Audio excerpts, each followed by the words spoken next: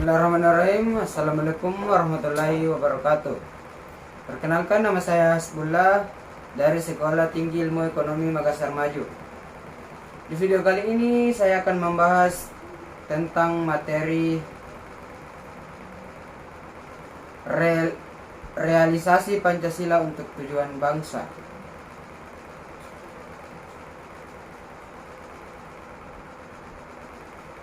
Langsung saja kita ke pembahasannya. Materi pertama yaitu tujuan pendidikan Pancasila. Dalam Undang-Undang Nomor 2 Tahun 1989 dan SK Dirjen Dikti Nomor 38 Dikti Kep 2002 dijelaskan bahwa tujuan pendidikan Pancasila mengarahkan perhatian pada moral yang diharapkan terwujud dalam kehidupan sehari-hari, yaitu perilaku yang memancarkan iman dan takwa kepada Tuhan Yang Maha Esa dalam masyarakat yang terdiri atas berbagai golongan agama, kebudayaan, dan beraneka ragam kepentingan perilaku yang mendukung kerakyatan yang mengutamakan kepentingan bersama. Kepentingan bersama di atas kepentingan perorangan dan golongan, sehingga perbedaan pemikiran diarahkan pada perilaku yang mendukung diarahkan pada perilaku yang mendukung upaya terwujudnya keadilan sosial bagi seluruh rakyat Indonesia. Sehingga pendidikan Pancasila memiliki landasan yuridis, historis, dan filosofis. Tetapi semua landasan ini mendukung secara rasional akan pentingnya pendidikan Pancasila.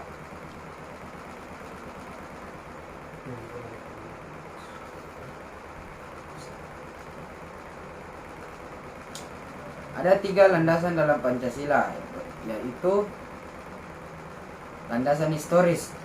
Keberadaan Pancasila sebagai dasar filsafat negara dapat ditelusuri secara historis.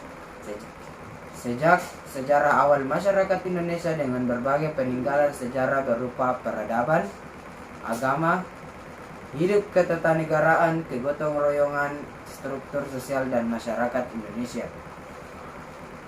Nilai-nilai yang ada dalam adat istiadat masyarakat sejak zaman Kutai sampai Majapahit semakin mengkristal pada era sejarah perjuangan bangsa yang ditandai dengan perumusan Pancasila sebagai dasar negara oleh para pendiri negara.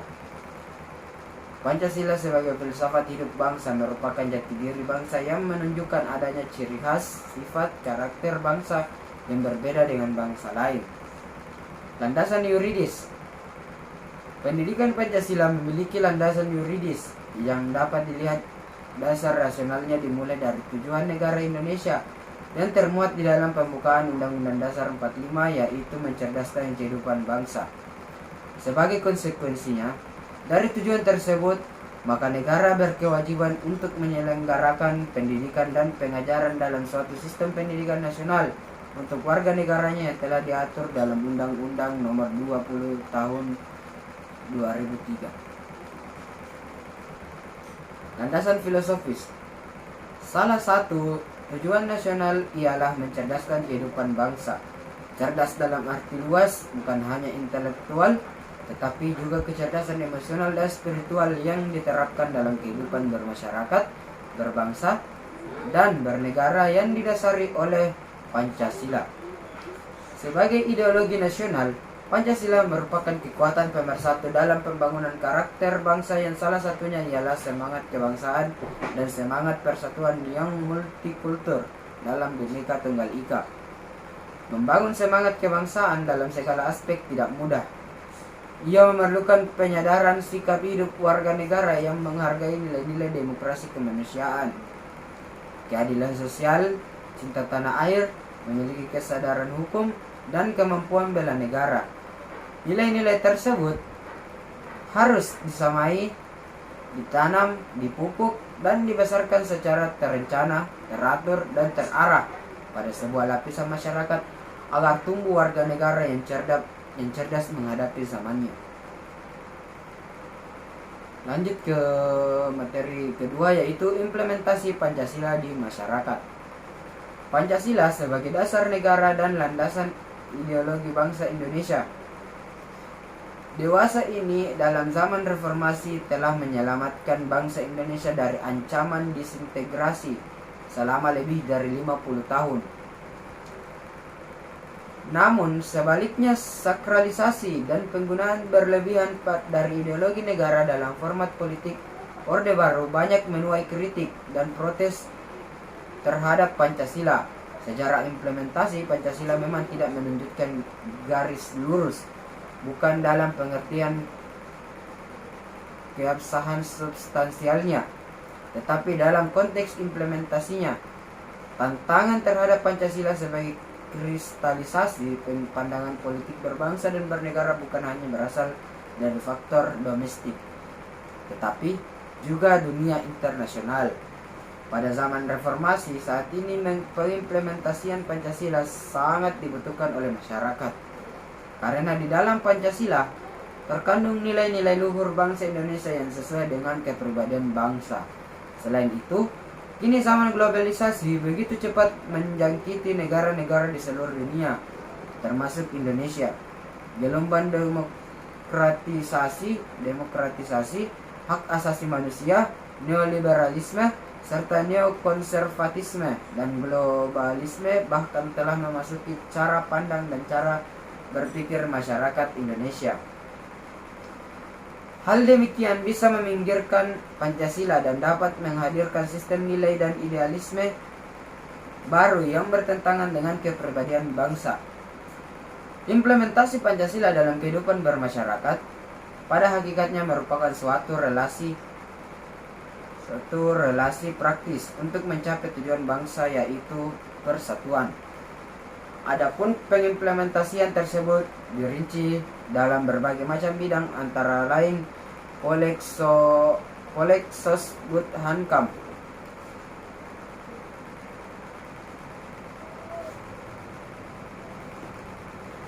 Implementasi Pancasila dalam bidang politik.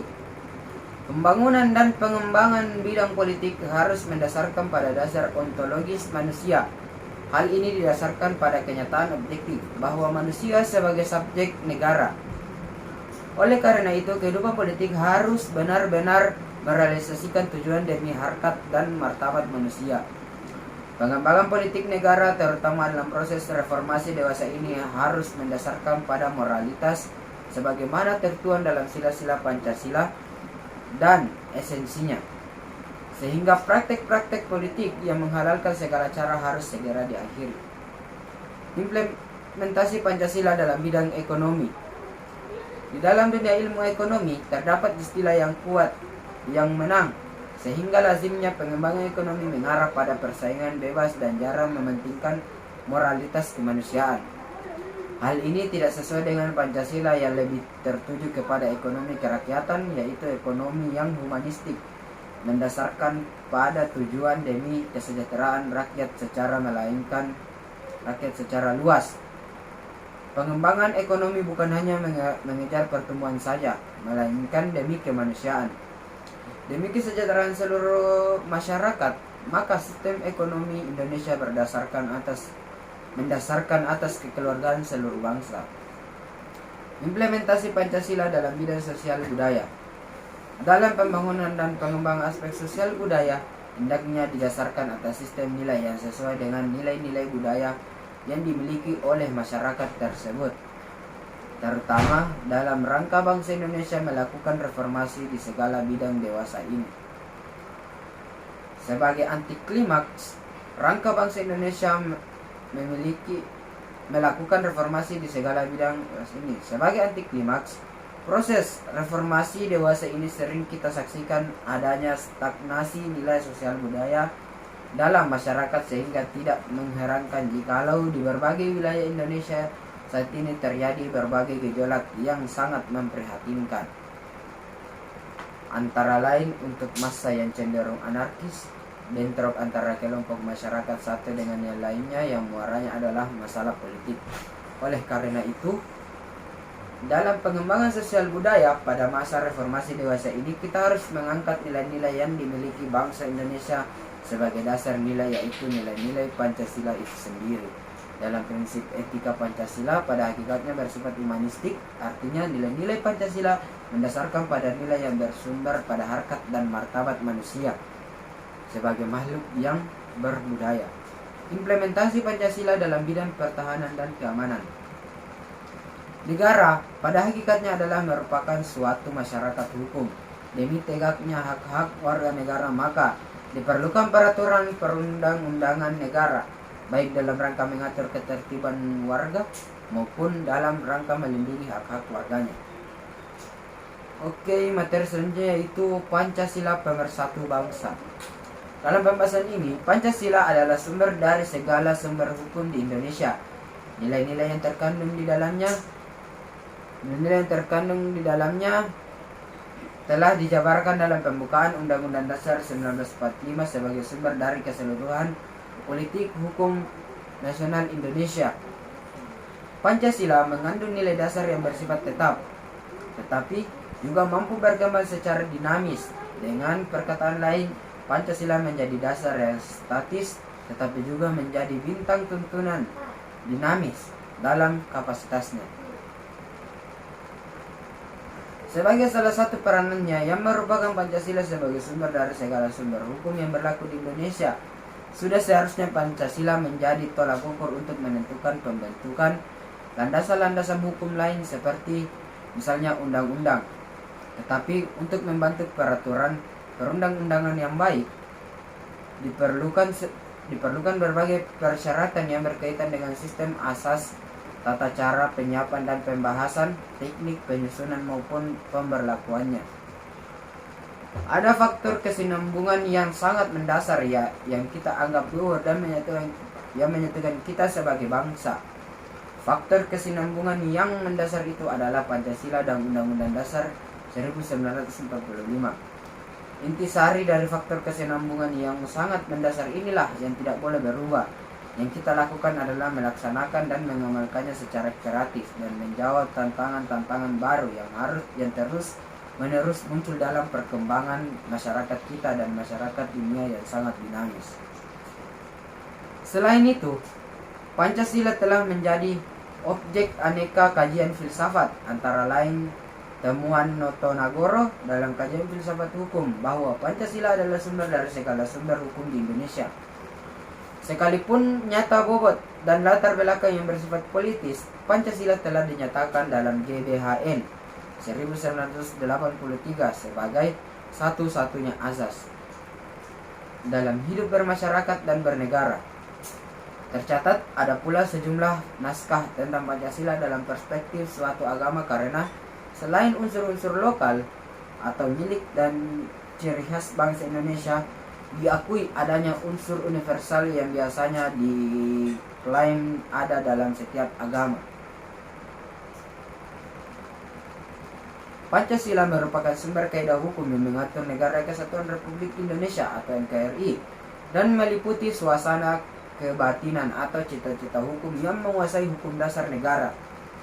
Suasana kebatinan itu diantaranya adalah cita-cita negara yang berdasar atas ketuhanan yang Maha Esa menurut dasar kemanusiaan yang adil dan beradab. Pancasila mengandung nilai-nilai dasar seperti tentang cita-cita, tujuan, dan nilai-nilai instrumental yang merupakan arahan kebijakan, strategi, sasaran yang dapat disesuaikan dengan tuntunan zaman. Ada cita-cita untuk mewujudkan persatuan yang melindungi dan meliputi seluruh bangsa. Mengatasi paham golongan, mengatasi segala paham perseorangan, mewujudkan keadilan sosial dan negara yang berkedaulatan rakyat.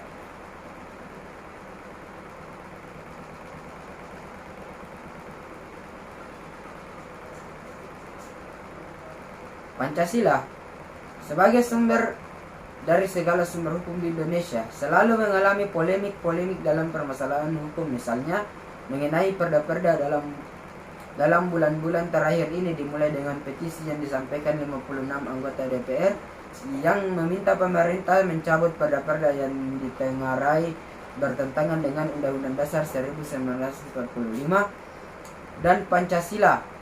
Belum lagi petisi ini ditanggapi, telah ada lagi kontra petisi dari 134 anggota DPR lainnya yang justru meminta supaya tidak mudah mencabut perda-perda seperti itu. Adanya perda-perda itu dilihat sebagai kebutuhan dari daerah yang menetapkannya. Bagi sebagian orang, keberadaan perda ini disambut gembira, tetapi bagi yang lainnya mencemaskan, setidaknya di daerah-daerah yang penduduknya tidak terlalu lazim dengan hal-hal bernuansa Islam seperti NTT, Sulawesi Utara, Papua, dan seterusnya. Bahkan yang mengancam untuk melepaskan diri dari NKRI.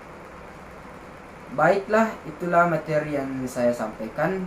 Bisa saya simpulkan bahwa pertahanan dan keamanan negara harus mengimplementasikan nilai-nilai yang terkandung dalam sila-sila Pancasila, dan akhirnya agar benar-benar negara meletakkan pada fungsi yang sebenarnya sebagai suatu negara hukum dan bukannya suatu negara yang berdasarkan atas kekuasaan.